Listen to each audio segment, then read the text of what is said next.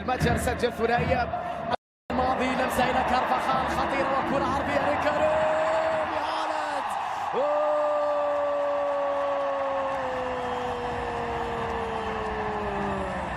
عندك ظهير ولا جناح ولا صانع لعب؟ هذا كارفاخال أجيبولي، هو ظهير ولا جناح أم أنه صانع لعب؟ كارفاخال هدف لكريم بنزيما، هدف أول لريال مدريد. أعطينا اللقطة مرة أخرى، يا لها من تمريرة ويا له من كارفاخال، يا لها من لمسة ويا له من كارفاخال.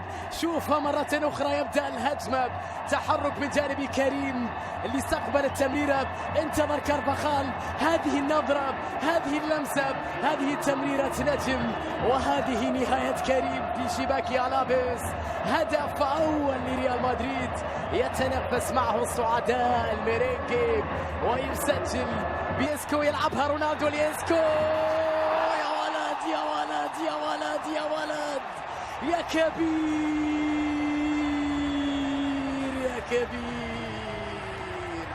يا كبير يا إسكو، يا سحرك، يا مهارتك، يا روعة أدائك، يا روعة أقدامك. زيدان الصغير أو نقول إسكو الكبير يسجل هدف الفوز لريال مدريد بعد تمريرة رائعة من جانب رونالدو. يا له من تحرك ويا لها من لمسة ويا له من إسكو، يا لها من لمسة ويا له من إسكو. شوف التحرك الجميل، شوف النهاية الرائعة في زاوية قاتلة لحارس المرمى. هذه الكرات، هذه الأهداف لا يسجلها إلا الكبار، لا يسجل بهذه الطريقة إلا الكبار القادرين على صناعة الفارق في أوقات صعبة في الأزمات.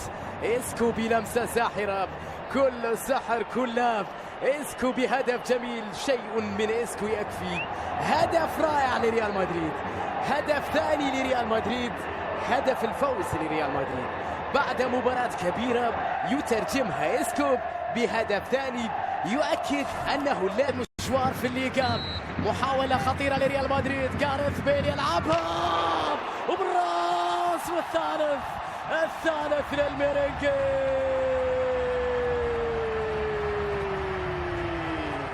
ميرينجي جميل وضربة رائعة لجاريث بيل، وأجمل نهاية لناتشو، أجمل نهاية لناتشو. انتهى كل شيء في هذه المباراة، انتهى كل شيء في هذه المباراة. وصل ريال مدريد في الوقت المناسب، وصل ناتشو للتسجيل لتأكيد فوز ريال مدريد بعد ضربة ثابتة رائعة لجاريث بيل، عادت من العارضة وكان ناتشو في المكان المناسب ليستقبلها برأسه، ليضعها في الشباك ليؤكد الانتصار. ضاعت من ديفرسون، 1-1 قريبة جدا من ألافيس. الكرة بعد ذلك اختارت ريال مدريد اللي كان يستحق من الشوط الأول تسجيل أكثر من هدف، في الثاني ألافيس كان يستحق أن يسجل هدف. بين إضاعة تلك الفرص لألافيس عاد ريال مدريد. هذه مشكلتكم، أنكم لم تستغلوا الفرص أمام ريال مدريد. هذا الهدف يسجل ناتشو